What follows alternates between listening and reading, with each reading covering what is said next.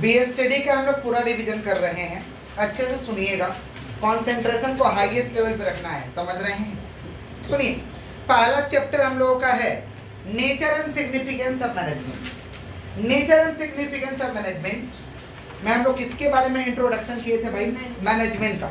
सबसे पहले हम लोग को समझना जरूरी है व्हाट इज मैनेजमेंट।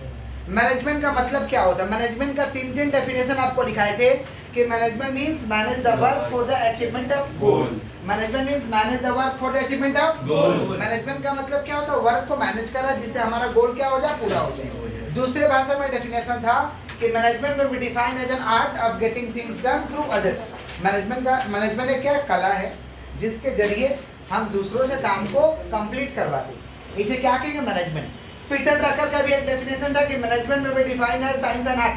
मैनेजमेंट में भी डिफाइंड है science and art. Management science भी है और आर्ट भी है। समझ पा रहे? अब getting things done by which people, by people which people और ठीक नहीं विच पीपल, उसे क्या कहेंगे हम लोग? मैनेजमेंट। क्या कहेंगे? मैनेजमेंट। अच्छा, मैनेजमेंट कौन सा वर्ड से आया था हम लोगों का? Nomos. Greek word nomos. Greek word क्या? मैनेजमेंट जो लिया गया था ग्रीक वर्ड नोमस से लिया गया था।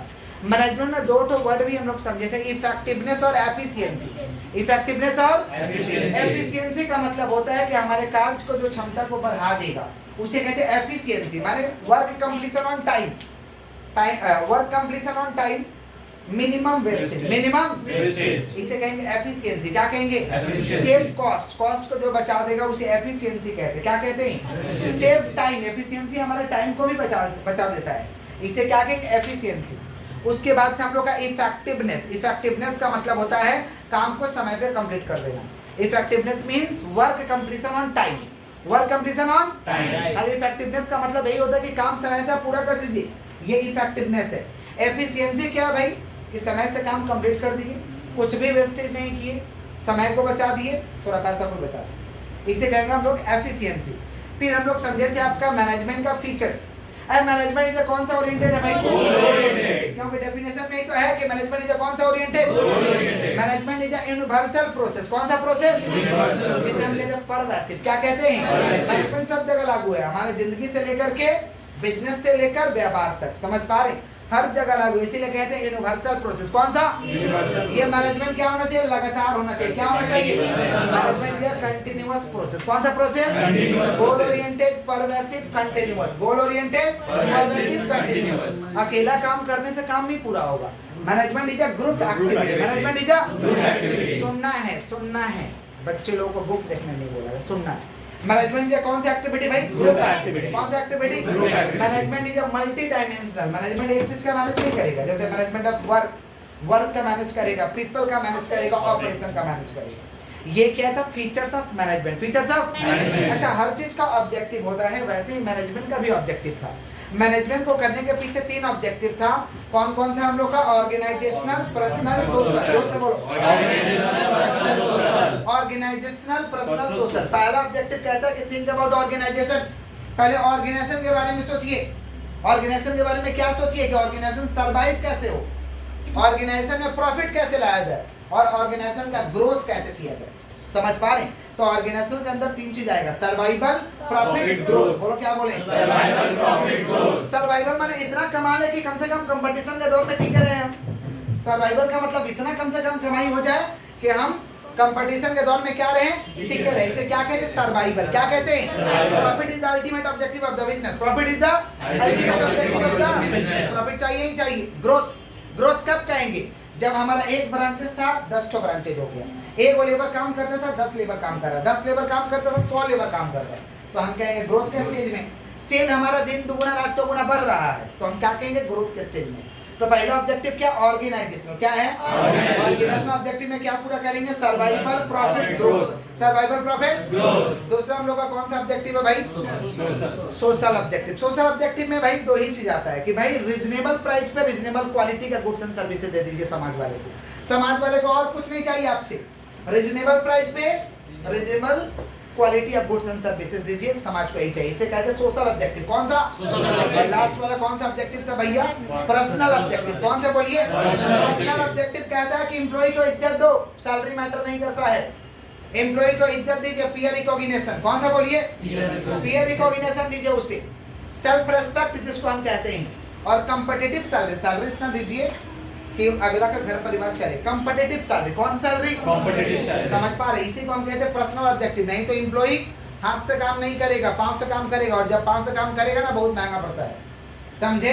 इसे कौन सा ऑब्जेक्टिव कहते हैं हम लोग? Personal objective. कौन सा? तो मैनेजमेंट के 3 ऑब्जेक्टिव है, ऑर्गेनाइजेशनल, पर्सनल, सोशल। बोलो क्या बोले? ऑर्गेनाइजेशनल के अंदर 3 चीज आएगा, सर्वाइवल, प्रॉफिट, ग्रोथ। मैनेजमेंट के भाई हर चीज का लेवल्स होता है, गधा का भी लेवल्स है, टॉप लेवल का गधा है, मिडिल लेवल का है, लोअर लेवल है ना, सब आप नहीं है एग्जांपल दे रहे हैं। तो गधा का भी लेवल्स होता है, गधा का भी समझ रहे हैं। वैसे ही मैनेजमेंट का भी लेवल है, मैनेजमेंट का 3 तो लेवल है, top level, middle level, lower level. बोलो क्या बोले? आप जिस भी स्कूल में पढ़ते हैं वहाँ का लेवल उठा के देख लीजिएगा, कुछ एम्प्लॉय टॉप लेवल के होंगे, कुछ एम्प्लॉय मिडिल लेवल के होंगे, कुछ एम्प्लॉय लोअर लेवल के। स्कूल में दरबान अंकल लोग कहाँ आते हैं? Lower level. मिडिल लेवल में सब लोग आ जाते हैं। टॉप लेवल में कौन आ जाता है? प्रिंसिपल वगैरह, ओनर वगैरह, सेक्रेटरी वगैरह, प्रेसिडेंट वगैरह, ये लोग आ जाते हैं कौन सा लेवल में? Top level. समझ रहे? टॉप लेवल को हम कहते हैं एडमिनिस्ट्रेटिव लेवल। क्या कहते हैं? Administrative level. या क्या कहते हैं? और क्या कहते हैं? Superior level. कौन सा लेवल? मिडिल लेवल को क्या कहते हैं? Executive level. कौन सा लेवल? और लास्ट वाला लोअर लेवल को कहते हैं सुपरवाइजर। क्या कहते हैं? और क्या कहते हैं हम लोग? लास्ट वाले को ऑपरेशनल लेवल। कौन सा लेवल? Operational level. लास्ट वाले को ऑपरेशनल लेवल के भी नाम से जानते हैं। लोअर लेवल में कौन आएगा? फोरमैन, दरबान, क्लर्क, सुपरवाइजर। समझ रहे? सुपरवाइजर। और मिडिल लेवल में कौन आएगा? Purchase manager, sales manager. Top level में कौन आएगा? ओनर, बोर्ड ऑफ डायरेक्टर, समझ, सीईओ, सीएफओ, ये सब आ जाएगा टॉप लेवल। ए टॉप लेवल के लोग बैठे रहते हैं एकदम कुर्सी बैठ के तोड़ते हैं। यस, लोगों को लगता है ऐसा, लेकिन वो कुर्सी बैठ के नहीं तोड़ते हैं। उनका काम है प्लानिंग करना, ऑर्गेनाइजिंग करना, माने दिमाग के लेवल पर वो काम करते हैं। प्लानिंग करना, ऑर्गेनाइजिंग करना। बोले क्या बोले? टॉप लेवल का काम, अगर टॉप लेवल का आदमी काम करना छोड़ देना तो लोअर लेवल से कुछ काम भी नहीं होगा। समझ रहे हैं क्या बोल रहे हैं? क्योंकि मेन काम तो वही लोग करता है। समझे क्या बोले? प्लानिंग करना, ऑर्गेनाइजिंग करना। बोलो क्या बोले? माने that is policy formulation. Policy making है, पॉलिसी बनाता है। क्या बनाता है? कौन बनाता है? Top level. कौन बनाता है? टॉप लेवल का पूछता है कि ये लोग करता है क्या? Policy making, formulation. Policy making. Middle level का एक ही काम है, स्टाफिंग करना। कहाँ पे कितना कौन सा वर्कर लगेगा, लगा देना। किसका काम है? Middle level. किसका काम? लोअर लेवल का काम क्या है भाई? डायरेक्टिंग और कंट्रोलिंग करना। डायरेक्टिंग और बताएगा लोग काम को कैसे करना है, और काम पे लोग कंट्रोल करेगा। काम पे क्या करेगा? कंट्रोल करेगा, माने कमान अपने हाथ में रखेगा, क्योंकि कमान छूटा तो गड़बड़ हो जाए।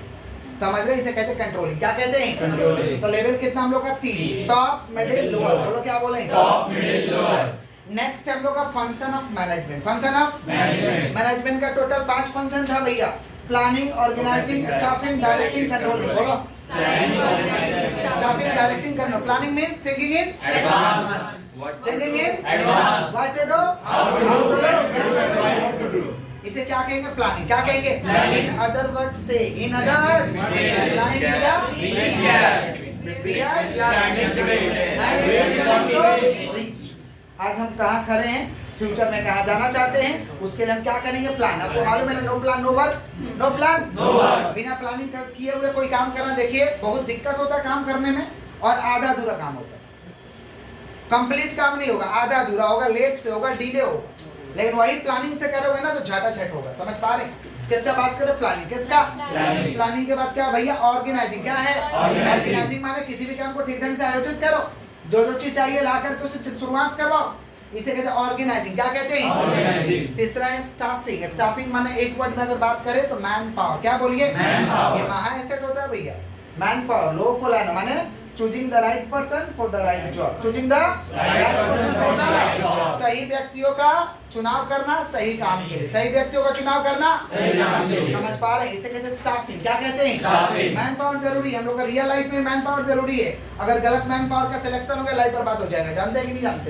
बोलिए। बुद्धि में जा रहा है। मान लो किसी पियक्कर को हम लोग चुन लिए, चलो थोड़ा मेरे को यहाँ से बर्फ को छोड़ दो, तो रास्ता में क्या करेगा समझ में आ रहा है? बाइक चलाएगा कि बाइक उड़ाएगा?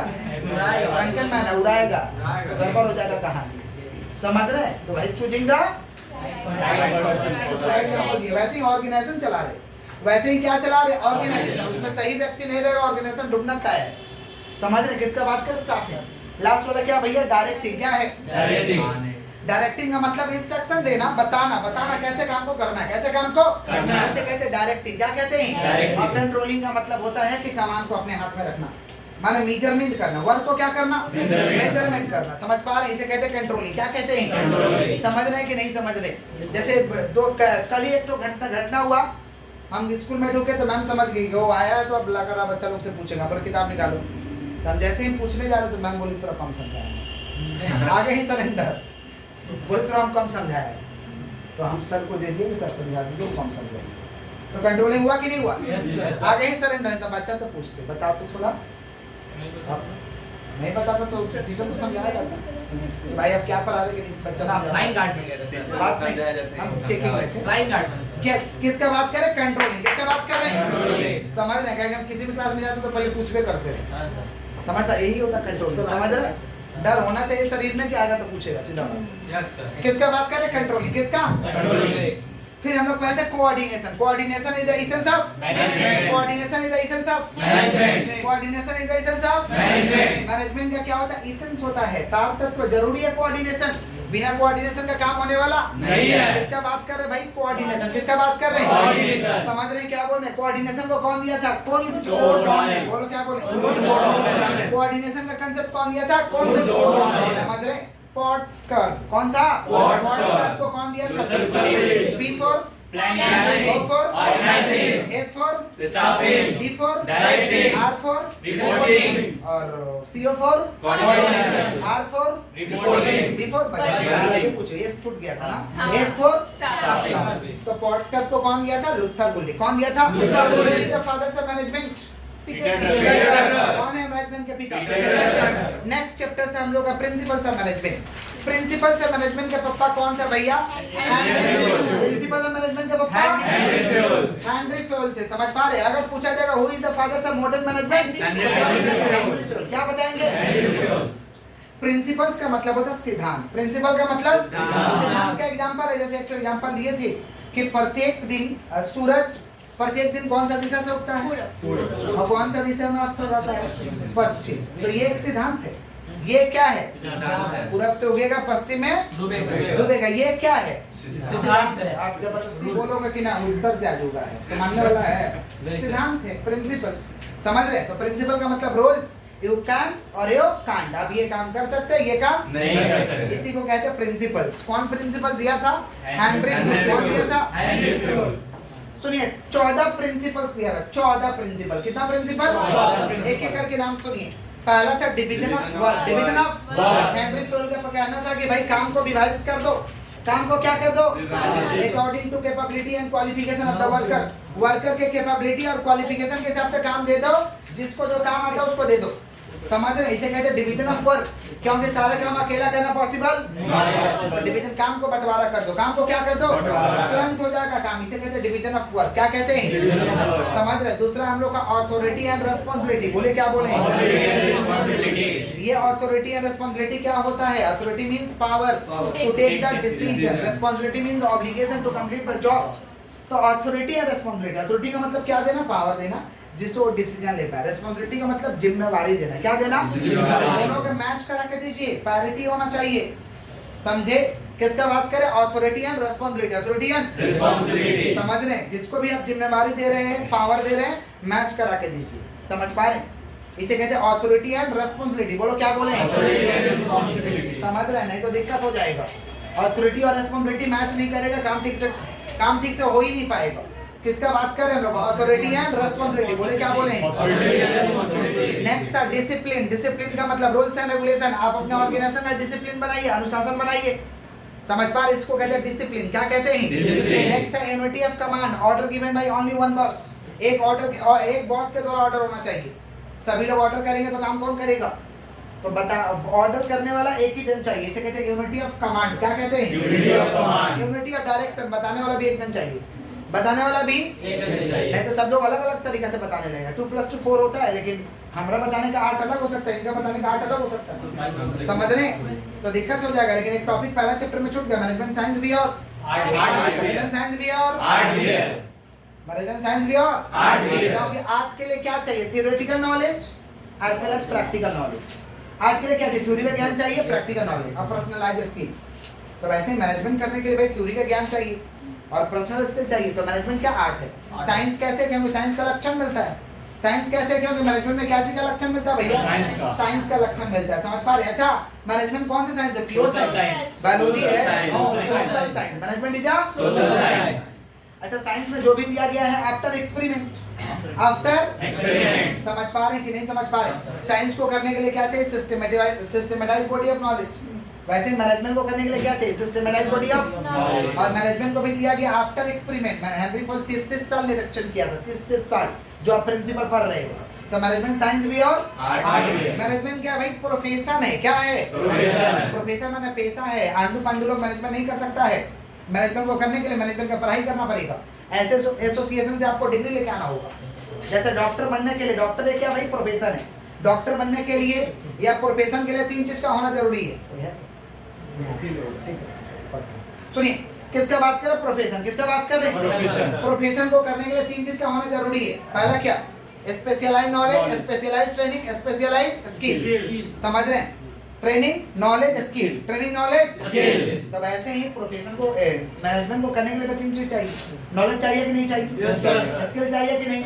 ट्रेनिंग चाहिए कि नहीं?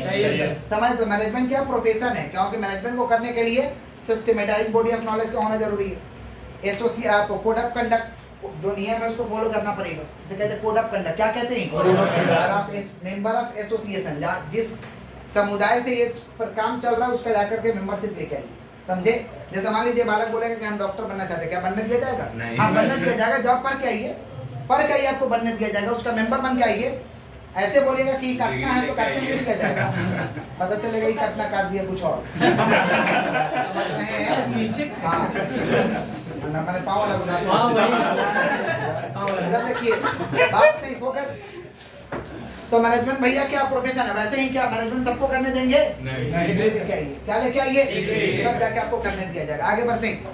हम लोग प्रिंसिपल से मैनेजमेंट कर रहे थे। 14 प्रिंसिपल था, जिसमें 2 चैप्टर समझा दिए। Division of work, authority and responsibility, unity of command, discipline, unity of direction. बताने वाला भी एक जन चाहिए। अलग अलग लोग बताएंगे, दिक्कत हो जाता है। जब जैसे कोई चीज हम लोग किसी से सीखते हैं ना, अब 4 दिन है तो चारों ज्ञान देने लगे। हम लोग बात किसी से नहीं सीखेंगे, आपने सीखा क्योंकि समझ नहीं आता है ना। कोई किसी और तरीके से बोल रहा है, कोई किसी और तरीके से बोल रहा है। तो बताने वाला एक जन चाहिए। इसको कहते हैं यूनिटी ऑफ डायरेक्शन। क्या कहते हैं? उसके बाद subordination of individual interest to general interest. Subordination of individual interest to general interest. व्यक्तिगत हितों का त्याग करिए और जनरल इंटरेस्ट में मन लगाइए। ऑर्गेनाइजेशन में है तो ऑर्गेनाइजेशन का जो काम धंधा उसमें ध्यान दीजिए।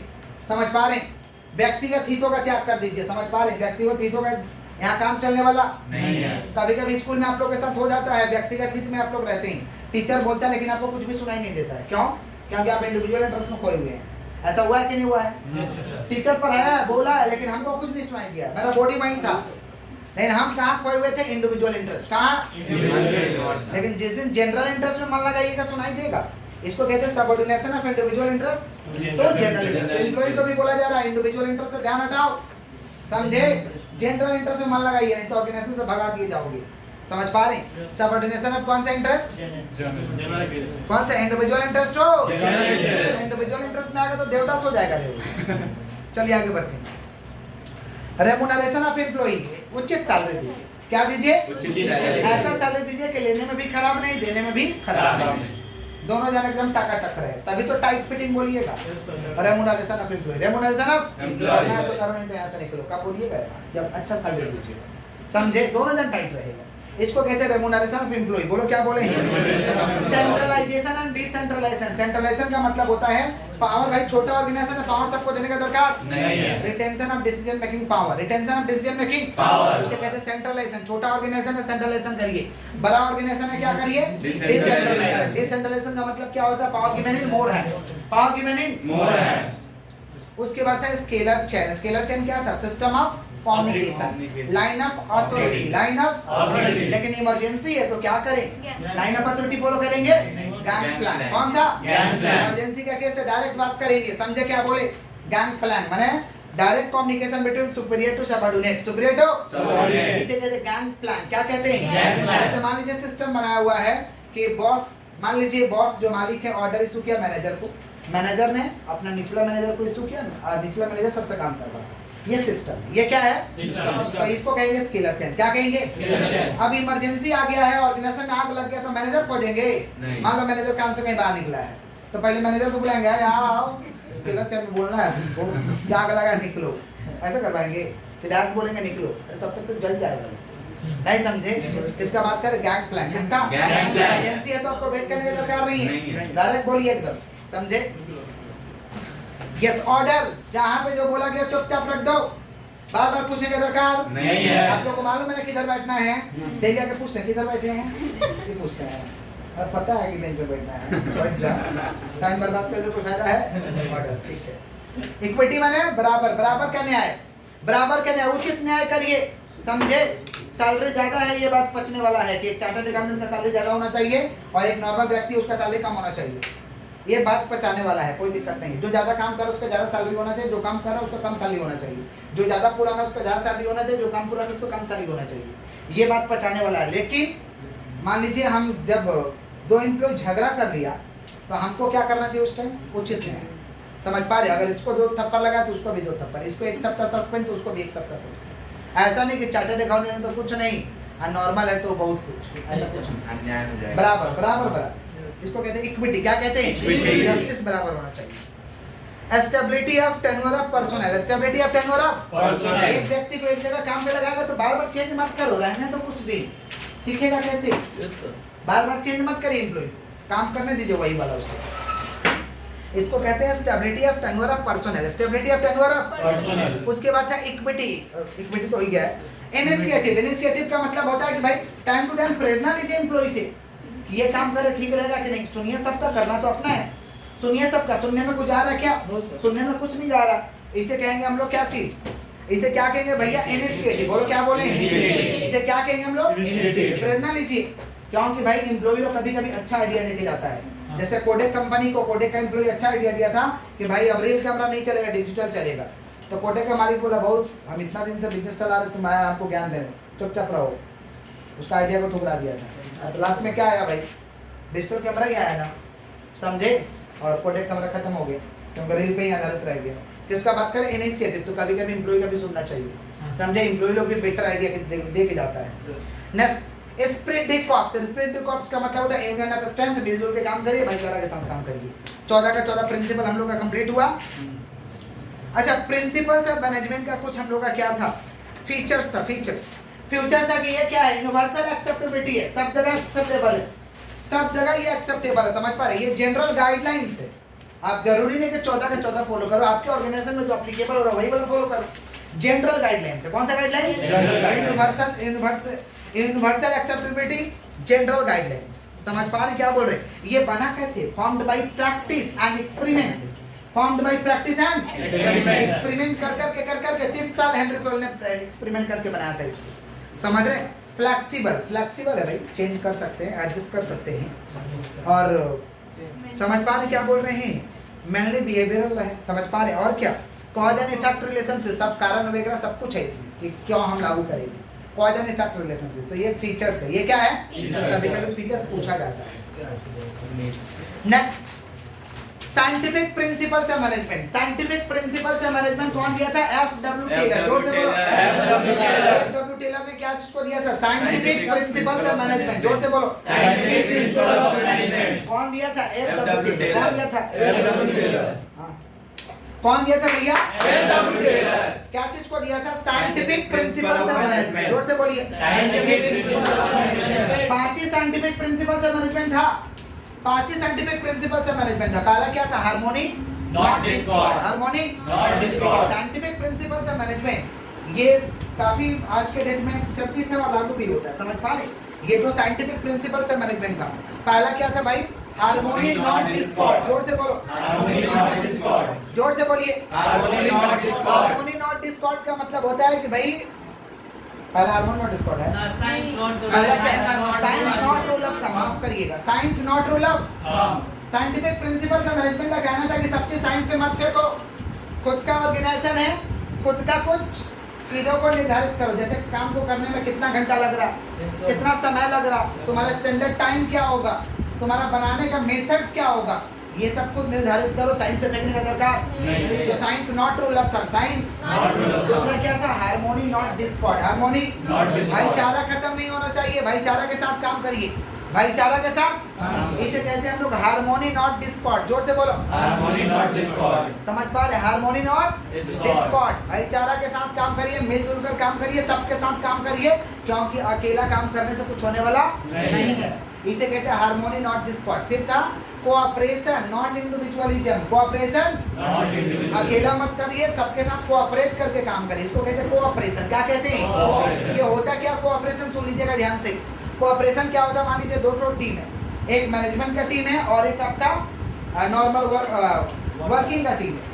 मैनेजमेंट का टीम को, वर्किंग का टीम को क्या चीज महत्व को समझना होगा, और वर्किंग वाले टीम को, मैनेजमेंट का भी टीम को महत्व को समझना होगा, और एक साथ मिलकर काम करना होगा। इसको कहते हैं cooperation not individualism. Cooperation not individualism. उसके बाद क्या था हम लोगों का, maximum output in place of restricted output. Maximum output in place of restricted output. भाई कभी भी हम लोगों को बाउंड्री लेस होकर काम करना, boundary less, beyond the limit काम करिए। Yes, समझ sir. पा रहे हैं, विद इन द टारगेट काम करेगा, जिंदगी में इज्जत नहीं मिलेगा, समझे।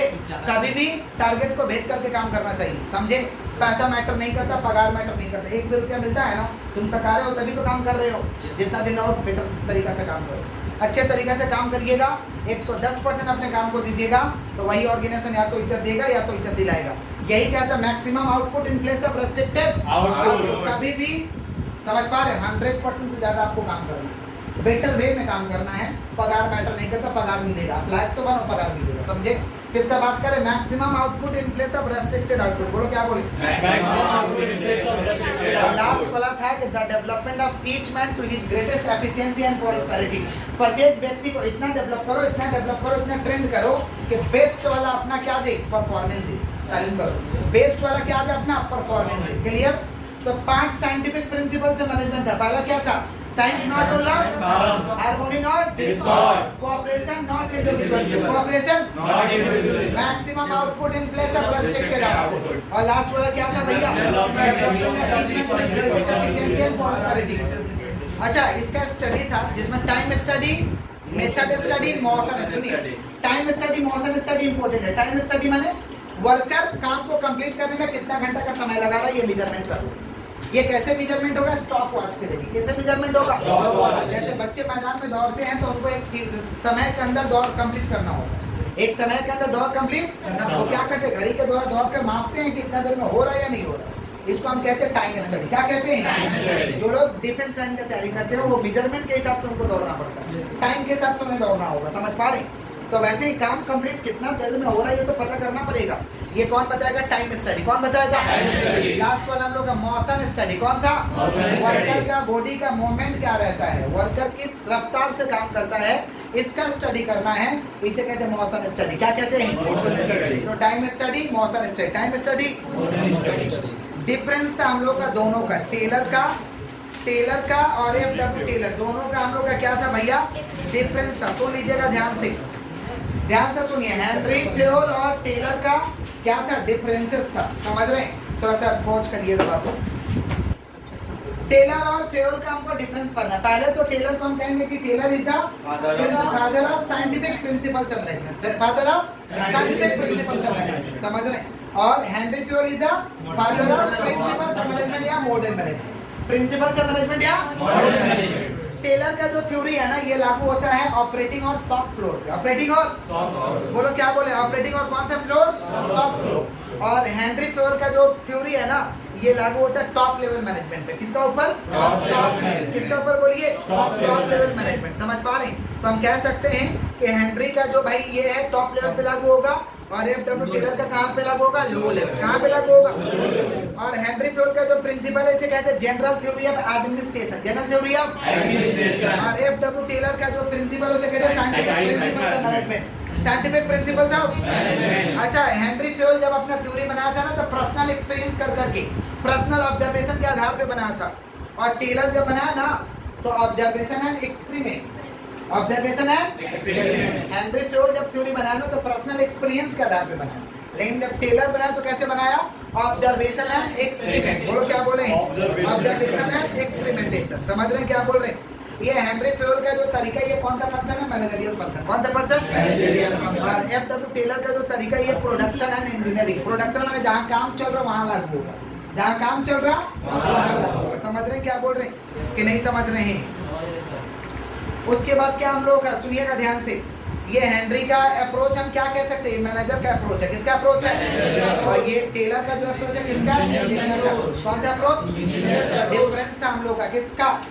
Henry Fayol and FW Taylor. Henry Fayol is the principle, father of principles of management management या मॉडर्न मैनेजमेंट। कौन सा management? Modern management. FW Taylor किसका भाई father? Scientific principles of management. Henry Fayol का कहां लगेगा? टॉप लेवल पे। कहां लगेगा? Top level. थ्योरी जो मैनेजमेंट लगेगा टॉप लेवल पे।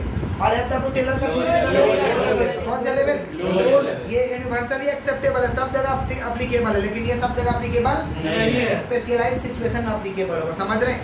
अच्छा, ये बनाया कैसे हेनरी फ्यूल? पर्सनल एक्सपीरियंस कैसे? ये कैसे बनाया? Personal observation and experiment. चलिए आगे बढ़ते हैं।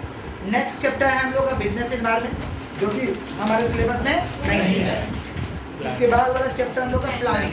सुनिएगा ध्यान से, ध्यान से सुनिए, अच्छे से सुनिए। किसका बात करें? प्लानिंग। प्लानिंग का डेफिनेशन क्या भैया? Planning means thinking in advance. What to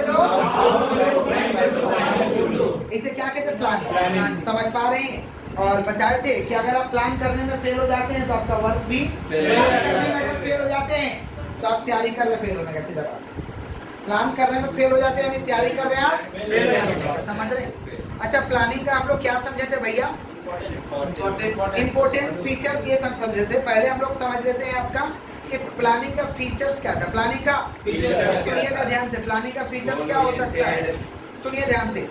planning कौन सा ओरिएंटेड है भैया? Goal oriented. कौन सा ओरिएंटेड? Goal oriented. उद्देश्य को पूरा करने के लिए हम लोग क्या करेंगे? प्लानिंग। क्या करेंगे? प्लानिंग। तो कह सकते हैं प्लानिंग इधर कौन सा ओरिएंटेड? Goal oriented. कौन सा oriented? Goal oriented. Primary function. कौन सा function? Primary function. Planning is intellectual process. कौन सा प्रोसेस? Intellectual process. दिमाग लगता है प्लानिंग करने में। क्या लगता है? दिमाग। Planning is continuous process. कौन सा process? Continuous process। Planning is pervasive. Planning is pervasive. ये सब प्लानिंग का क्या था? फीचर्स। क्या था? फीचर्स। प्लानिंग का इंपॉर्टेंस भी था कि planning provides direction. Planning provides direction. Planning हमें क्या देता है? डायरेक्शन देता है। क्या देता है? Direction. Planning reduce the risk and uncertainty. Planning reduce the Risk and uncertainty। Planning क्या करता है? रिस्क और अनसर्टेनिटी को क्या कर देता है? कम कर देता है। उसके बाद क्या? Planning reduces wasteful activity. Wasteful activity हम लोग नहीं करते हैं, डायरेक्ट जो काम रहता है उसको करते हैं। Planning reduces wasteful activity. Planning promotes innovative idea. जो हमारे पास इनोवेटिव आइडिया उसे प्रमोट कराएगा। समझ रहे क्या बोल रहे हैं? प्लानिंग एस्टैब्लिश, प्लानिंग डिसीजन देता है, डिसीजन मेकिंग का फैसिलिटी देता है। Planning establish standard for controlling. एक स्टैंडर्ड बन जाता है जिसे हम कंट्रोल कर पाते हैं। हर चीज का फायदा है तो नुकसान है, तो प्लानिंग का भी लिमिटेशन है। प्लानिंग का क्या है? लिमिटेशन। प्लान करने में time consuming, lack of accuracy. जरूरी नहीं है कि भाई सही हो। No guarantee of success, no guarantee of Success। Rigidity है। सब लोग इसको फॉलो नहीं करना चाहते प्लान को। समझ रहे क्या बोल रहे हैं? प्लानिंग क्या? रिजिडिटी है। और प्लानिंग में not work in dynamic environment change हो रहा है, उसमें हो सकता है प्लान काम ना करे। कॉस्टली अफेयर, अंट लोग प्लान करेगा ना। एक्सपर्ट को बुलाएंगे। एक्सपर्ट को मिलेगा ना, इसे हम कहते हैं कौन सा अफेयर? Costly affair. कौन सा अफेयर? Costly affair। उसके बाद हम लोग का था भैया प्लानिंग प्रोसेस। प्रोसेस। प्लानिंग कैसे करिएगा? सुनिए, प्लानिंग करने से पहले सेटिंग ऑब्जेक्टिव। Objective। सेटिंग क्या बोलिए? ऑब्जेक्टिव सेट करोगे आपको करना क्या है? फिर पेपर पे ढांचा तैयार करिए, डेवलपिंग प्रीमिसेस। फिर क्या करिए? Identifying alternative. उस काम को करने के बहुत सारे अल्टरनेटिव होंगे, उसे आइडेंटिफाई करिए। फिर इवैल्यूएशन ऑफ अल्टरनेटिव, उसे मूल्यांकन करो कौन तुम्हारे लिए बेस्ट है, कौन तुम्हारे लिए बेस्ट नहीं है। फिर selection of best alternative, selection of best alternative. अब इतना करके क्या आप चुपचाप बैठेंगे? इम्प्लीमेंट क्या करेंगे? Implement। लागू करेंगे एंड फॉलो अप। लागू करेंगे एंड दो तरीका का प्लान था, single use, standing use. Single use, Standing use। Single use का मतलब होता है वन टाइम use। लिखो पे पेन है ना, तो वैसे प्लानिंग होता है, एक बार हो गया खत्म हो प्लान। स्टैंडिंग माने रिपीटेबल यूज। कौन सा यूज? Repeatable use। प्लानिंग का कुछ एलिमेंट था जिसको हम कह रहे थे पॉट्स का, क्या कह रहे थे? पॉट्स का नहीं कर रहे थे, क्या बोल रहे थे? ओएस पीपी एमआरबीपी एक्रोनिम बताया था। OS PP MRBP। O for क्या था हम लोग का? Objective। Objective. O for Objective। S for strategy. O for objective, S for Strategy। T for policy, C for procedure, M for marketing, M for Marketing। R for rule. आप समझ पा रहे हैं? और लास्ट वाला क्या था भैया? मेथड। एम फॉर क्या था? मेथड। क्या था? और बी फॉर क्या था? बजट। बी फॉर समझ पा रहे? तो ऑब्जेक्टिव, ऑब्जेक्टिव का मतलब ऑर्गेनाइजेशन का ऑब्जेक्टिव क्या है? समझ पा रहे क्या बोलते हैं? पहला objective strategy mean plan of action. Strategy mean Plan of action। Achieve specified objective in the competitive environment. इसे हम क्या कहते हैं? स्ट्रेटजी। क्या कहते हैं? Strategy। पॉलिसी का मतलब होता है general guidelines, general guideline, general response इन particular routine problem. Routine problem में जो भी समस्या आएगा वो पॉलिसी से ठीक होगा। उसके बाद था प्रोसीजर। क्या था बोलिए? Procedure। प्रोसीजर का मतलब स्टेप क्या होगा, काम का स्टेप क्या होगा, इसे क्या कहेंगे? प्रोसीजर। क्या कहेंगे? Procedure। रूल का मतलब क्या होता है भैया? क्या आपका प्रोसीजर क्या है? प्रोसीजर क्या, रूल क्या आपके यहाँ का? समझ पा रहे? फिर क्या था हम लोग का? प्रोग्राम। प्रोग्राम का मतलब होता है details layout, details layout of work, details layout of work. Details layout क्या है? काम कैसे प्रोग्राम कर रहे थे। बजट का मतलब अनुमान लगा लेना कि फ्यूचर में क्या इनकम होने वाला, क्या एक्सपेंस होने वाला, इसे कहते हैं बजट। क्या कहते हैं? बजट। अब नेचर में वर्क का मेजर क्या होगा? लेबर से काम कराओगे, कैपिटल से काम कराओगे। उसके बाद था short term plan, long term plan. सुनिएगा ध्यान से। और एक अच्छा प्लान का फीचर्स क्या हो सकता है? फीचर्स का गुड प्लान, दोनों ध्यान से। एक अच्छा प्लान का फीचर्स क्या होता है? हो सकता है it should define objective, it should define Objective। It should be simple. Objective को डिफाइन करें। अच्छा प्लान का फीचर्स क्या हो सकता है? ऑब्जेक्टिव को डिफाइन करें हमारा। समझ पा रहे? किसको डिफाइन करें? Objective। It should be simple, it should be Simple। It should be clear, clear होना चाहिए, फ्लेक्सिबल होना चाहिए। समझ रहे हैं? It should be establish standard, it should be establish Standard। It should be Practicable। It should be Practicable। तो एक अच्छा प्लान का क्या फीचर्स होना चाहिए? कि पहला ऑब्जेक्टिव को डिफाइन करें, क्लियर होना चाहिए, क्या होना चाहिए? सिंपल होना चाहिए, फ्लेक्सिबल होना चाहिए, हमारे स्टैंडर्ड को एस्टैब्लिश करें।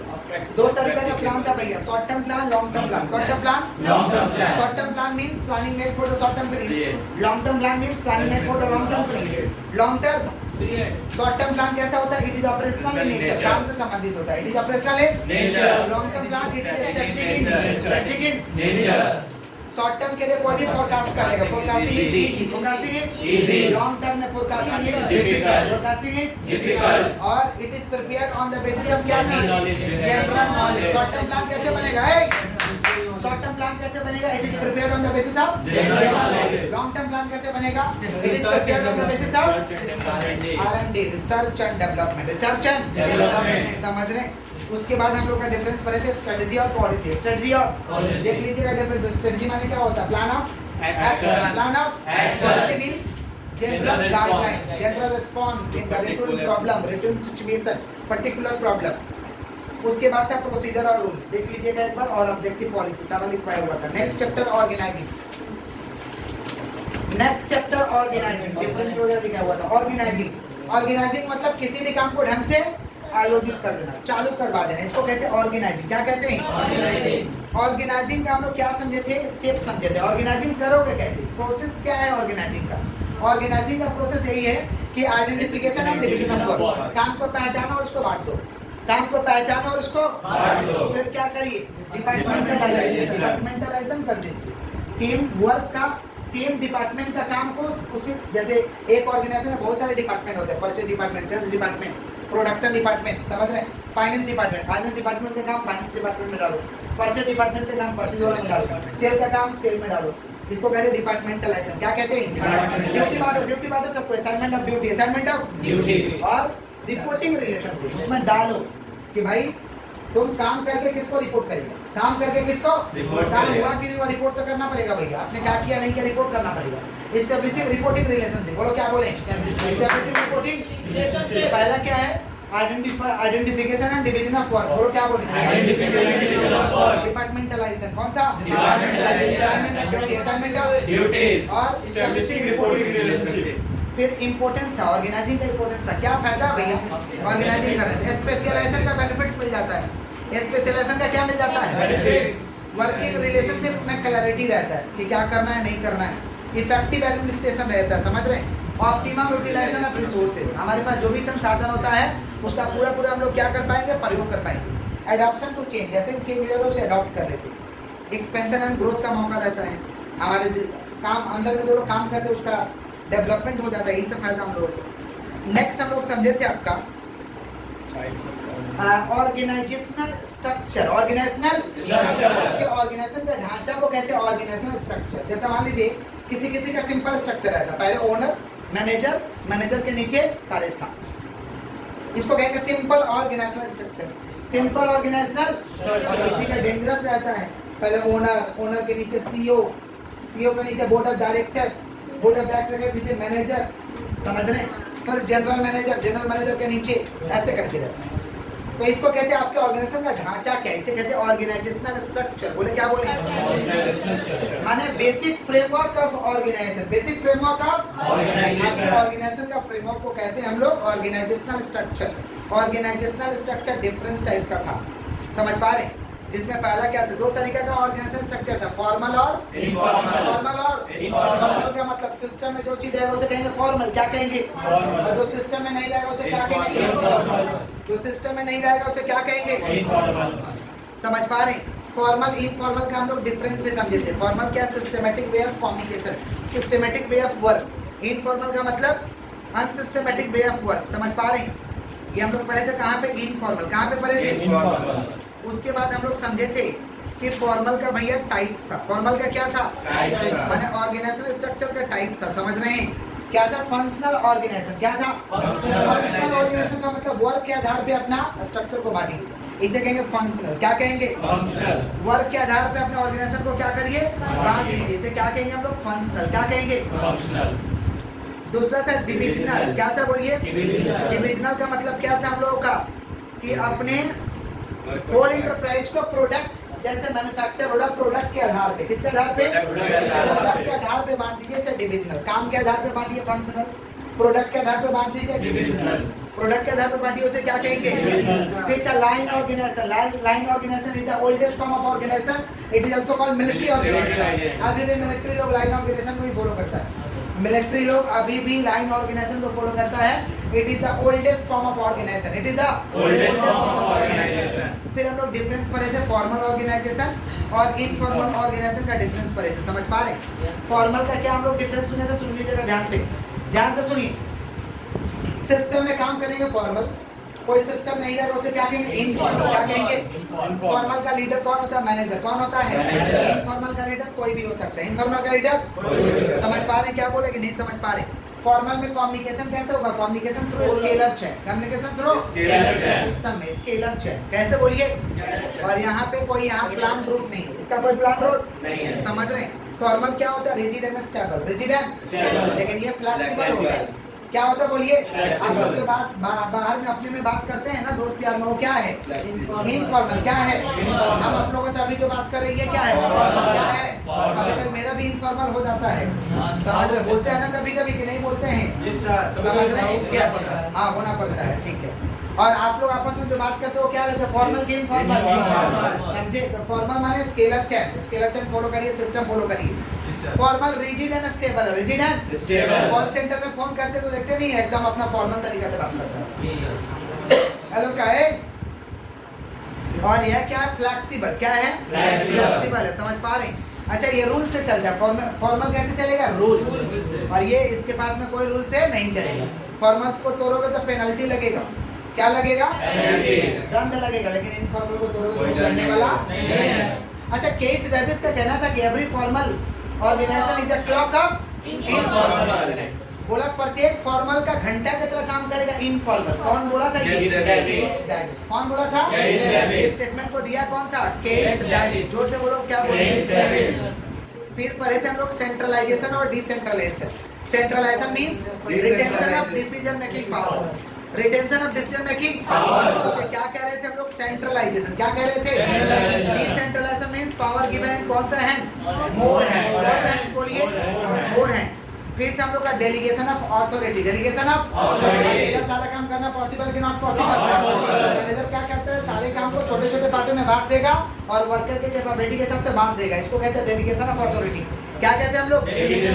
डेलीगेशन ऑफ अथॉरिटी का एलिमेंट 3 था, authority, responsibility, accountability. Authority, responsibility, accountability. Authority means power to take the decision, हमारे पास पावर है, हम ये डिसीजन ले सकते हैं। अथॉरिटी। रिस्पांसिबिलिटी का मतलब काम का जिम्मेवारी लेना। Responsibility means obligation to complete the job. Obligation to complete the job, जिम्मेवारी लेते हैं कि हम ये काम कर देंगे, इसको कहते हैं रिस्पांसिबिलिटी। क्या कहते हैं? रिस्पांसिबिलिटी ऐसा चीज है जो सिर्फ ली जाती है, दी नहीं जाती। इसके बात करें रिस्पांसिबिलिटी। अकाउंटेबिलिटी माने जवाबदेही, जवाब देना पड़ेगा। Answering the question about the performance, answering the question about the performance के बारे में आपको जवाब देना पड़ेगा, इसको कहते हैं अकाउंटेबिलिटी। क्या कहते हैं? डेलीगेशन ऑफ अथॉरिटी का 3 एलिमेंट्स है, अथॉरिटी, रिस्पांसिबिलिटी, अकाउंटेबिलिटी। समझ रहे हैं क्या बोल रहे हैं कि नहीं समझ रहे हैं? Yes sir. और क्या था हम लोग का? ऑर्गेनाइजिंग का फीचर समझे थे कि कॉमन ऑब्जेक्टिव था, division of work, coordination, group related activity, सारा लिखवा दिया गया था। लास्ट में हम लोग का टॉपिक नेक्स्ट चैप्टर था स्टाफिंग। स्टाफिंग है, अभी तो समझा। स्टाफिंग माने एक वर्ड में बात करें मैन पावर। क्या? Man power. या डेफिनेशन में बात करें तो staffing means choosing the right person for the right job, selection of right person for the right job. इसको हम कहते हैं स्टाफिंग। स्टाफिंग का डेफिनेशन लिखा थे कि staffing means finding the right number of person at the right time for the right job. समझ पा रहे हैं कि नहीं समझ पा रहे? ये कौन सा फंक्शन है भैया? It is the third function था management. It is the third function. अच्छा, staffing is the part of HRM. Staffing is the part of HRM, human resource management का पार्ट है। स्टाफिंग ह्यूमन रिसोर्स मैनेजमेंट का part है, क्योंकि human resource management में human को manage किया जाता है कि ह्यूमन को क्या क्या फैसिलिटी चाहिए। समझ पा रहे? इसके लिए तो अलग से मैनेजर रखते हैं जिसका नाम होता है एचआर मैनेजर। क्या नाम रहता है? HR manager. समझ रहे? नारायण मूर्ति साहब का कहना था कि स्टाफिंग इज द महा एसेट ऑफ ऑर्गेनाइजेशन। महा एसेट ऑफ नारायण मूर्ति साहब कहते हैं कि हमारे एसेट का जो महा एसेट है, ऑर्गेनाइजेशन का जो महा एसेट है, वो क्या है? स्टाफिंग है। क्या है? स्टाफिंग। समझ पा रहे? फिर हम लोग समझे थे आपका फीचर्स ऑफ स्टाफिंग। बोलो क्या बोले हैं? Features of staffing. जोर से बोले क्या बोले? Features of staffing. Features of staffing हम लोग का क्या क्या था? किसका बात कर हम लोग? Features of staffing. बोलो क्या बोले हैं? Features of staffing. Features of staffing. सुनिए, फीचर्स ऑफ स्टाफिंग हम लोग का part of management. Part of management. ये स्टाफिंग किसका मैनेजमेंट है भैया? पार्ट का। किसका? पार्ट। सॉरी माफ करिएगा, पार्ट ऑफ मैनेजमेंट। मैनेजमेंट का क्या पार्ट है? Part of. मैनेजमेंट का क्या है? Pervasive function. सारे काम के लिए स्टाफ लगेंगे, सारे काम के लिए कौन सा फंक्शन है? परवेसिव। कौन सा? Pervasive। Related with people. किससे संबंधित है? लोगों से संबंधित है। Related with people, related with People। Multiple objective. कौन सा ऑब्जेक्टिव? स्टाफिंग का जो काम है ये मल्टीपल ऑब्जेक्टिव होता है। कौन सा ऑब्जेक्टिव? Multiple objective. कौन सा बोलिए? Continuous function. कौन सा फंक्शन? Continuous लगातार होता है, लगातार। इसे कहते हैं कंटिन्यूअस फंक्शन। क्या कहते हैं? Continuous function. तो ये था features of staffing. Features of staffing. उसके बाद में हम लोग का क्या था?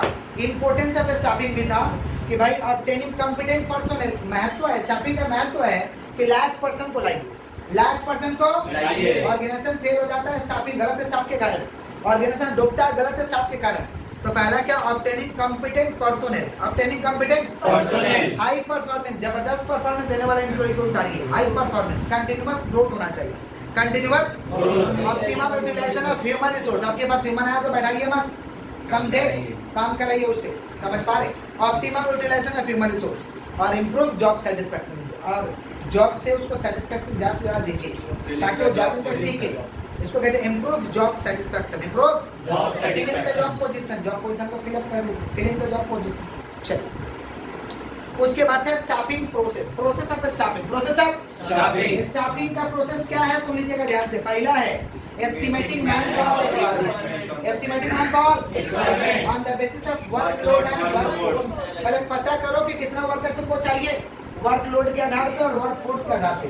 वर्कलोड माने कितना काम है और कितना काम है। जैसे मान लीजिए 4 वर्कर से मेरा काम चल जाएगा, लेकिन वर्क का फोर्स इतना है कि एक और वर्कर उतारना पड़ेगा, संभाल नहीं पा रहा 4 वर्कर, तो एक और वर्कर उतारेंगे, तो इसको कहते हैं वर्क फोर्स। क्या कहते हैं? Workforce। Estimating man power requirement on the basis of workload and workforce. Workload and Workforce। फिर रिक्रूटमेंट करिए। रिक्रूटमेंट बताइए लोगों को कि भाई हमारे यहाँ वैकेंसी चल रहा है, अप्लाई कीजिए।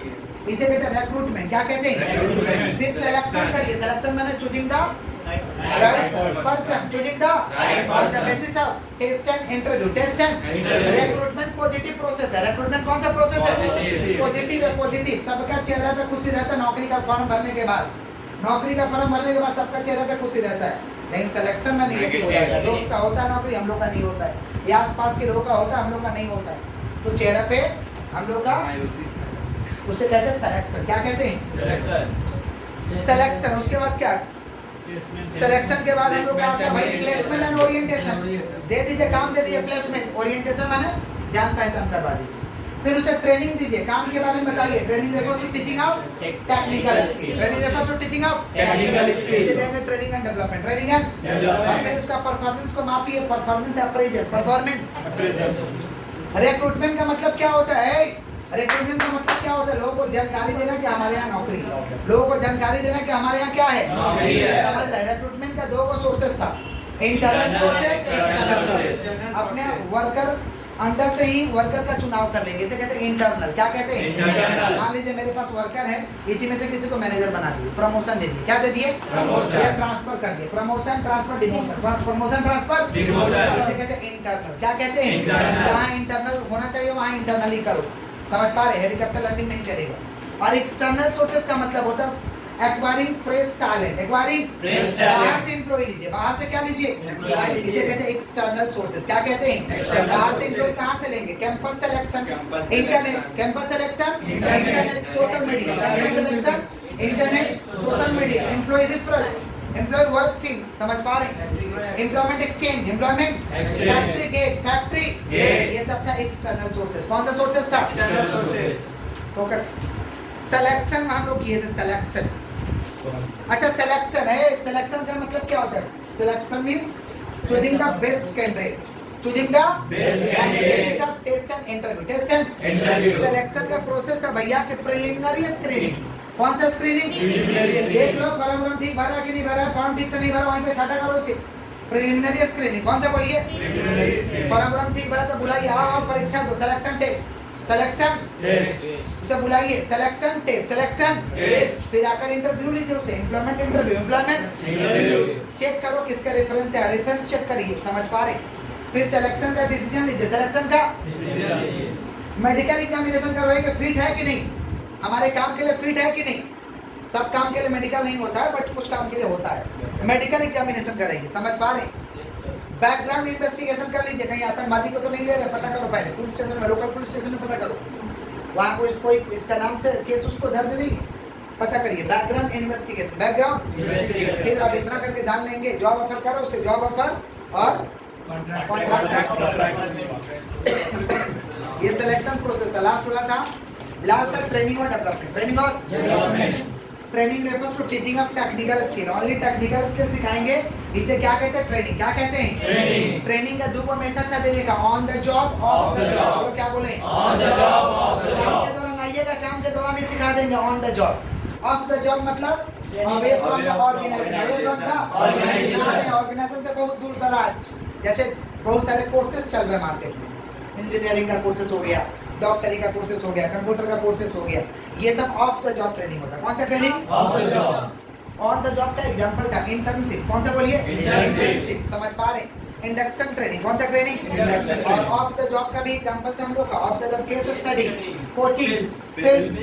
समझ पा रहे? Classroom lecture. Yes classroom lecture. ये सब था एक्सटर्नल. माफ करिएगा. ऑफ द जॉब किसका? Off the job. ट्रेनिंग और डेवलपमेंट का डिफरेंस क्या है? Training refers to teaching of technical skill only. Teaching of technical skill Only. Development refers to teaching of technical skills only. अच्छा उसके बाद क्या था? ट्रेनिंग कौन सा ओरिएंटेड है? Job oriented. कौन सा ओरिएंटेड? Job oriented. डेवलपमेंट कौन सा Career oriented. ओरिएंटेड? ट्रेनिंग कौन सा पीरियड के लिए? Short Short term. term. Development Long term. Training कौन सा मेथड में? On the on the job. Job. Development Off कौन सा the मेथड में? job. On the job. उसके बाद हम लोग का था बात नहीं, ये लास्ट टॉपिक था हम लोग का. इसके बाद कंट्रोलिंग. लास्ट चैप्टर किए थे हम लोग का कंट्रोलिंग. आ जाइएगा. कंट्रोलिंग का मतलब वर्क को मेजरमेंट करना. वर्क को Measurement करना. वर्क को क्या करना भैया? मेजरमेंट करना. क्या करना? Measurement कंट्रोलिंग होना चाहिए. कोई भी काम करवा रहे हो कंट्रोलिंग होना चाहिए, समझ पा रहे हैं? किसका बात कर रहे हैं हम लोग? कंट्रोलिंग। किसका बात कर रहे हैं? कंट्रोलिंग। कंट्रोलिंग माने कमान अपने हाथ में होना चाहिए। कमान अपने हाथ में होना चाहिए। आपके हाथ में कमान नहीं है तो गड़बड़ा जाएगा। जैसे मान लीजिए घोड़ा पे बैठे हैं तो घोड़ा का कमान आपके हाथ में होना चाहिए। जैसे ही उसका कमान आपके हाथ से छूटेगा छूट जाए, आप तो घोड़ा समझ रहे हैं? कभी आप घोड़ा के नीचे, कभी आप घोड़ा के ऊपर। समझ रहे हैं? कौन से स्थिति में चले जाइए। इसी को कहते हैं कंट्रोल। इसी को क्या कहते हैं? Controlling. Controlling means measurement of actual work. Measurement of Actual work. Against predetermined targeted plan. Against predetermined targeted Plan. Target बनाया कि दिन भर में 300 केजी माल बन जाना चाहिए। 100 केजी बनाया है, कितना केजी कम हुआ? 200 तो कम ही हो रहा है। तो बोलेंगे काय कमी कर रहे हो भाई? If any deviation arise the manager will try to solve this deviation. कमी को डेविएशन कहते हैं। कमी को क्या कहते हैं? Deviation. Controlling is the last function of management. Controlling is the Last function of management. Controlling is the last function of Management. Controlling का फीचर्स क्या हो सकता है? कंट्रोलिंग इज द कौन सा oriented? Goal oriented. Last function of management कौन सा? Last function of management. Backward looking as well as Forward looking. पीछे भी देखता है कंट्रोलिंग आगे भी देखता है। Backward looking as well as Forward looking. समझ पा रहे? परवर्ती कौन सा? Pervasive. It is a continuous process. It is a Continuous process. समझ रहे? ये सब कंट्रोलिंग का क्या? Dynamic process. ये किसका प्रोसेस है? फीचर है भैया कंट्रोलिंग। किसका? Controlling. बात नहीं। उसके बाद था हम लोग का हर चीज का भाई फायदा तो नुकसान है। कंट्रोलिंग का लिमिटेशन भी था। कंट्रोलिंग का क्या था? Limitation. लिमिटेशन क्या था? ये टाइम कंज्यूमिंग। कौन सा? Time consuming. Costly affair. Time consuming Costly affair. और क्या था हम लोग का? Difficulty in setting standard. Difficulty in setting Quantitative standard. और little control on external factors. Little control on External बाहर का factors. चीज पे थोड़ी ना मेरा कंट्रोल है। ना। Resistance from employ. एम्प्लॉय को दिक्कत होता है। एम्प्लॉय को क्या होता है? दिक्कत। ज्यादा कंट्रोल करोगे दिक्कत होगा। ये है limitation of controlling. Limitation of Controlling. Controlling का इंपॉर्टेंस भी था। सुन लीजिएगा ध्यान से। कंट्रोलिंग का इंपॉर्टेंस था। Controlling helps in achieving organisational goal. Controlling मदद करता है ऑर्गेनाइजेशन का गोल को पूरा करने में। कंट्रोलिंग मदद करता है ऑर्गेनाइजेशन का गोल को पूरा करने में। फिर क्या था? Judging accuracy of standard. Judging accuracy of standard. Standard को क्या कर पाते हैं हम लोग? जज कर पाते हैं। रजित ठीक से बैठो। नेक्स्ट क्या हम लोग making efficient use of resources. Making efficient use of Resources. Resources का पूरा प्रयोग करिए। पूरा क्या करिए? प्रयोग कीजिए। Employ motivation. एम्प्लॉय का क्या रहता है? मोटिवेशन। कंट्रोल करोगे ना तो एम्प्लॉय का मोटिवेशन बना रहेगा। फीचर्स ऑफ कंट्रोलिंग समझ लिया। अच्छा, कंट्रोलिंग का प्रोसेस क्या होना चाहिए? सिंपल से बताइए। कंट्रोलिंग करोगे तो कैसे करोगे? पहले कंट्रोलिंग का प्रोसेस कहता है कि पहले तुम setting objective, setting standard, setting Standard. Standard को सेटिंग करो। Establish standard. कितना बनना चाहिए, कितना काम होना चाहिए, कितना बनना चाहिए. कितना बनना चाहिए और कितना काम होना चाहिए. परफॉर्मेंस को सेट करो, स्टैंडर्ड को सेट करो। फिर मेजरमेंट करो, measurement of actual performance, measurement of Actual performance. फिर compare the actual performance with predetermined targeted plan. Compare करो, क्या करो? Compare करो. फिर देखो एनालाइजिंग डेविएशन, कुछ कमी हुआ तो उसे एनालाइज करो और taking corrective action. Taking corrective Action. Controlling का प्रोसेस क्या है? पहले स्टैंडर्ड को सेट करो, फिर मेजरमेंट करो, फिर कंपेयर करो, फिर एनालाइज करो और फिर कदम उठाओ, taking corrective action. Taking corrective Action. Planning और कंट्रोलिंग का दोनों का क्लोज रिलेशन है भैया, क्योंकि no plan no work, no plan no control, no plan No control. और कंट्रोल क्या चीज पर करोगे जब प्लान ही नहीं रहेगा? तो पहले प्लानिंग का डेफिनेशन लिखना, कंट्रोलिंग का डेफिनेशन लिखना, उसके बाद लिखना है कि planning is forward looking, planning is Forward looking. Controlling is both forward looking as well as Backward looking. Forward looking as well as Backward हम looking. कह सकते हैं कि प्लानिंग और कंट्रोलिंग एक दूसरे से क्या है? संबंधित है. रिलेशन पर है प्लानिंग और कंट्रोलिंग का। प्लानिंग और Controlling. एक अच्छा effective system, good effective system, good control system किसको कहेंगे? गुड कंट्रोल सिस्टम हम किसको कहेंगे? उसके लिए क्या होना चाहिए आपके पास? Accuracy. क्या होना चाहिए? Accuracy. एक्यूरेसी होना चाहिए, टाइमलाइन होना चाहिए। क्या होना चाहिए? Timeline. एक्यूरेसी, टाइमलाइन में समय पे काम हो जाए। फ्लेक्सिबिलिटी होना चाहिए, एक्सेप्टेबिलिटी होना चाहिए। फ्लेक्सिबिलिटी होना चाहिए और इंटीग्रेशन और इकोनॉमिक फिजिबिलिटी होना चाहिए। इसी के साथ हम लोग का नेक्स्ट चैप्टर था financial management. Focus business minus financial management equal to failure. Failure. Business minus financial management equal to Failure. Business में से फाइनेंशियल मैनेजमेंट को हटा दीजिए, फेलियर का सामना करना पड़ सकता है। फाइनेंशियल मैनेजमेंट माने फाइनेंस को मैनेज करना, फाइनेंस को मैनेज करना। अगर बिजनेस चल रहा है उसमें फाइनेंस नहीं मैनेज करोगे बिजनेस उड़ जाएगा, अच्छा कंपनी उड़ा due to lack of financial management, due to lack of financial management. Kingfisher airlines, Kingfisher airlines. Frisbee पर तो हिलाया आदमी को, बोला ऊपर उड़ाएंगे, ऊपर उड़ाने का चक्कर में अपने उड़ गया क्योंकि फाइनेंशियल मैनेजमेंट ठीक नहीं था, क्योंकि financial management Reliance Power Anil Ambani का due to lack of financial management देख लीजिए हालत क्या हुआ। हम लोग का लाइफ का भी फाइनेंशियल मैनेजमेंट ठीक नहीं रहेगा तो हालत खराब रहता है। एक व्यक्ति 50,000 कमाता है, एक व्यक्ति 1 लाख कमाता है, लेकिन 50,000 वालों को मैनेज करने आ रहा है फाइनेंस को, लेकिन 1 लाख वालों को मैनेज नहीं करने आ रहा है, तो 5 साल बाद देखा जाएगा कि 50,000 वाला के पास प्रॉपर्टी ज्यादा है और 1 लाख वाला के पास प्रॉपर्टी है ही नहीं। क्यों? क्योंकि 1 लाख वालों को मैनेज नहीं करने आ रहा था, 50,000 वालों को फाइनेंस को मैनेज करने आ रहा था। सुखी ज्यादा 50,000 वाला है, 1 लाख वाला दुखी है। क्यों? क्योंकि उसको फाइनेंस को मैनेज नहीं करने आ रहा। तो खाली कमाने से नहीं होता, फाइनेंस को मैनेज भी करने आना चाहिए। यही चीज हम लोग कहाँ सीखते हैं? फाइनेंशियल मैनेजमेंट में। कहाँ सीखते हैं? फाइनेंशियल मैनेजमेंट का हम अपने हाथ से डेफिनेशन लिखाते, बच्चे नहीं लिखी।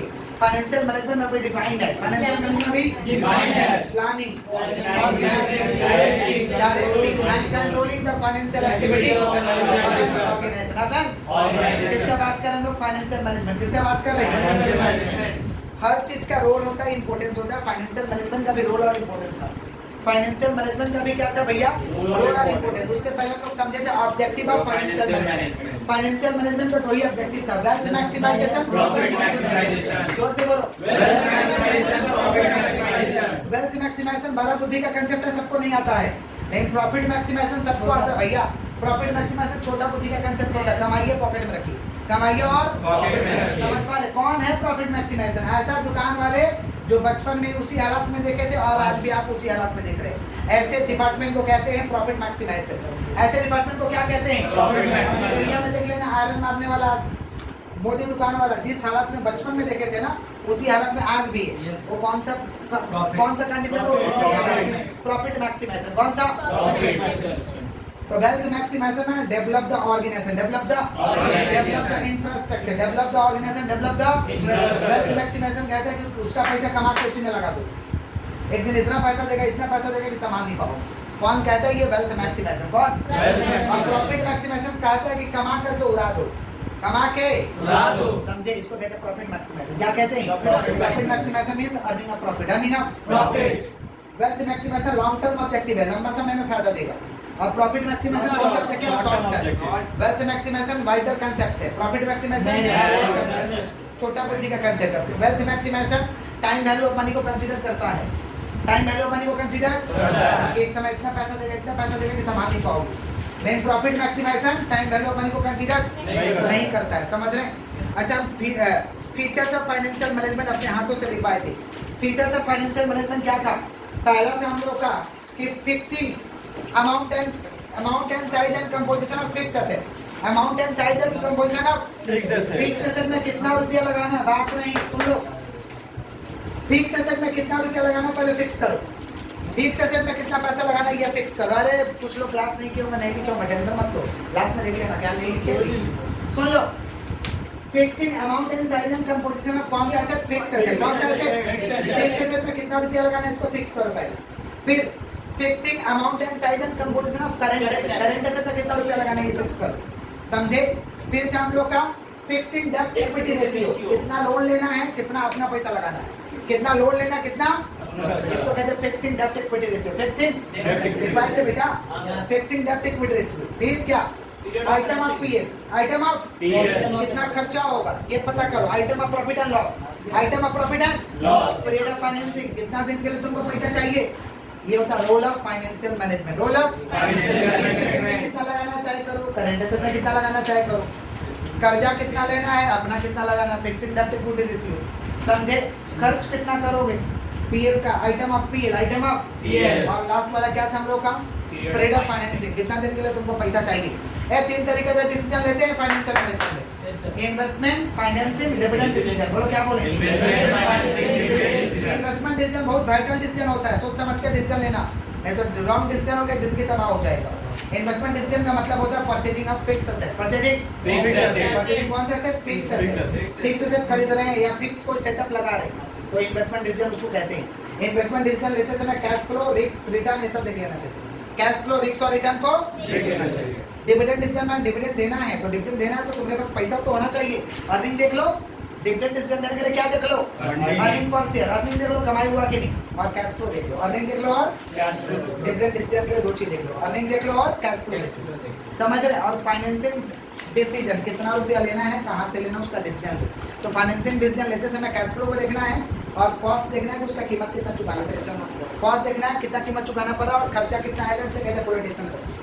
कौन था कॉस्ट? Flotation cost. तो तीन तरीका का डिसीजन था, इन्वेस्टिंग, फाइनेंसिंग, डिविडेंड। बोलो इन्वेस्टिंग, फाइनेंसिंग, डिविडेंड। पीबीआईटी का फुल फॉर्म था अर्निंग बिफोर टैक्स, ईबीटी का फुल फॉर्म था earning before tax. Net present value अगर पॉजिटिव आता है एक्सेप्टेड, पॉजिटिव आता है Accepted। जीरो आता है एक्सेप्टेड, Accepted। एमपीवी नेगेटिव आता है Rejected। रिजेक्टेड। समझ रहे? फाइनेंशियल लिवरेज किससे संबंधित था? Associated with the Financial financial activities। Activities. Formula क्या था? EBIT divide by EBIT। EBIT divide by EBIT। फिर था हम लोग का डेब्ट इक्विटी रेशियो। डेब्ट इक्विटी रेशियो रेफर्स टू डेब्ट एंड इक्विटी। फार्मूला लिख देना था लॉन्ग टर्म डेब्ट divide by share holder fund. Long term डेब्ट divide by Shareholder fund। Capital structure. Capital structure is the ratio, capital structure is the ratio of share holders fund and डेब्ट या borrowed fund. Share holders fund and Borrowed fund। Capital structure मैंने पूंजी का ढांचा, पूंजी का ढांचा। कितना रुपया कितना रहेगा, लोन का रुपया कितना रहेगा, इसको कहते हैं capital structure. Capital structure is the ratio, capital structure is the Ratio। Share holders fund and borrowed fund. Share holders fund and Borrowed fund। फिर था हम लोग का एसेट मिक्स रेशियो। कौन सा? Asset mix asset ratio। Mix ratio means Break- breakdown of asset, Portfolio। breakdown of Asset in in the the portfolio, portfolio। breakdown of asset in the Portfolio। समझ रहे हैं? रोल ऑफ फाइनेंशियल मैनेजमेंट हमें यहाँ book ही में दी है, tension का कोई बात नहीं। हाँ टेंशन मत लीजिए। वर्किंग कैपिटल, फिक्स कैपिटल समझे थे। Working capital refers to maintaining fix capital means acquiring fix asset like land, building, plant, furniture. Land, building, Plant, furniture। Fix asset long term के लिए होता है, fix asset Long term। Working capital short term के लिए होता है, Short term के working लिए। कैपिटल कम टर्म के लिए होता है। Short term के लिए। समझ रहे हैं कि नहीं समझ रहे हैं?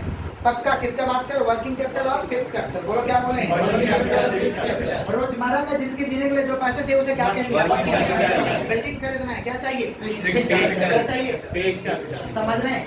एक करेंट एसेट का एग्जांपल क्या था? Stock, debtor. Stock, Debtor। Current asset का एग्जांपल क्या था? Creditor, bills, creditor, Bills payable। Liquid asset. Liquid asset Cash in hand। Cash in Cash in hand. hand। Liquid asset क्या है? Cash in hand। Cash in hand। Cash in hand. Cash in hand। समझ रहे हैं कि नहीं समझ रहे हैं?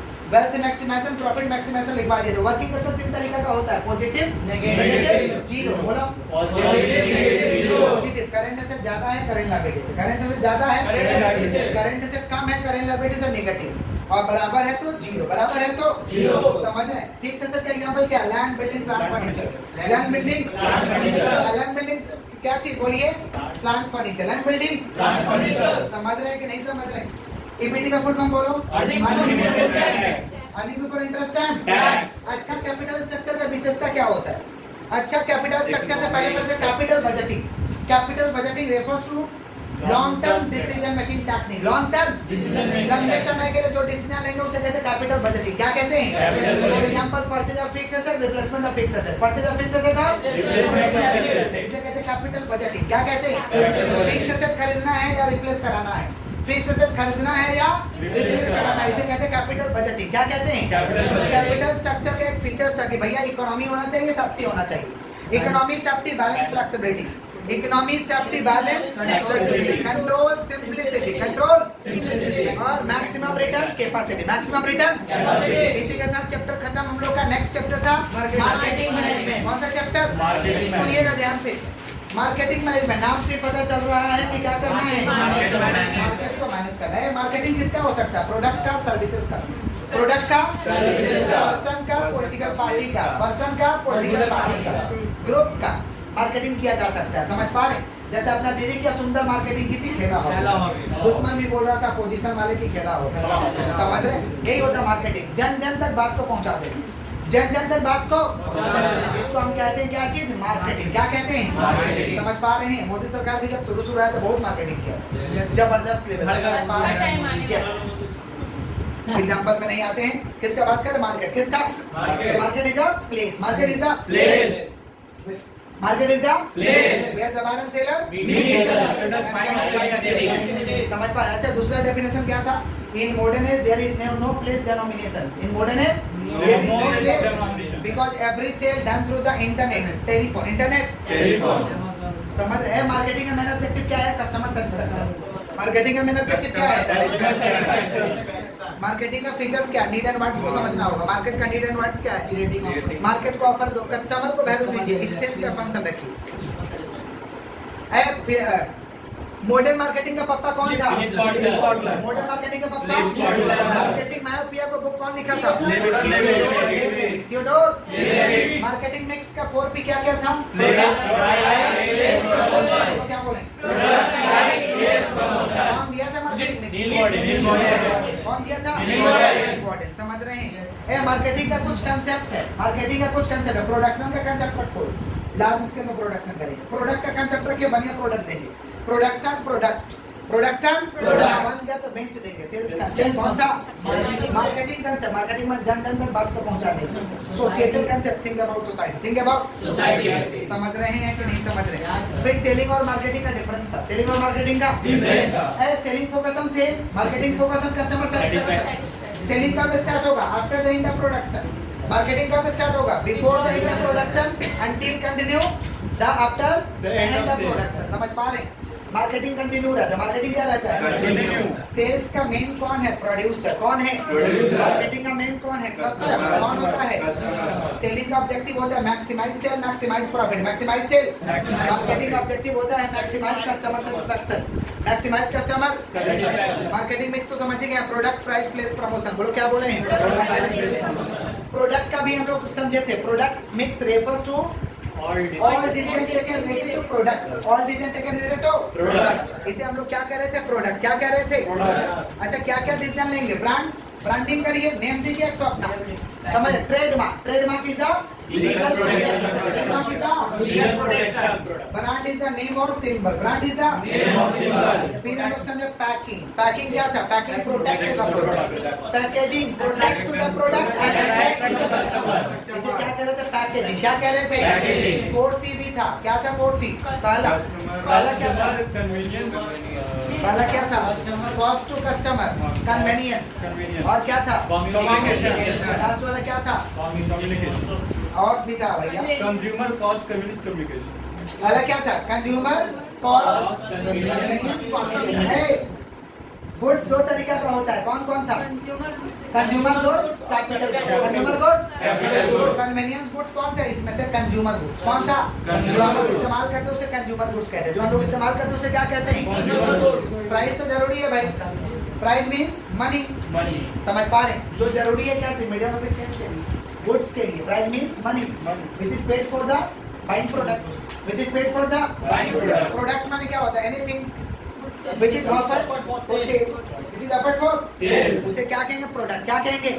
Levelling means display panel area में पूरा डिटेलिंग देंगे। मार्केटिंग मैनेजमेंट का कुछ फिलॉसफी था। फिलॉसफी क्या था? पहला क्या फिलॉसफी था भैया? Production concept. कौन सा? Production concept. फिर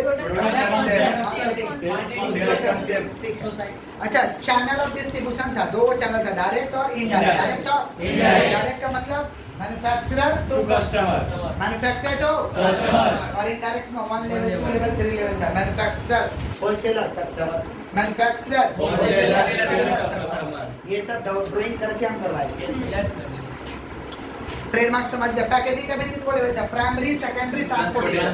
primary, secondary, transportation. Primary, secondary, transportation. Personal selling माने face to face selling. Personal selling माने face to face selling. Public relation में जनता के साथ क्या बनाना? रिलेशन। क्या बनाना? Relation. Advertising is the paid promotion, advertising is the paid promotion. पैसा देकर करेंगे advertising. Publicity is the unpaid promotion, unpaid promotion. समझ पा रहे? मुंह से होता है, मुंह से। समझ पा रहे? किसका बात कर रहे? पब्लिसिटी। किसका?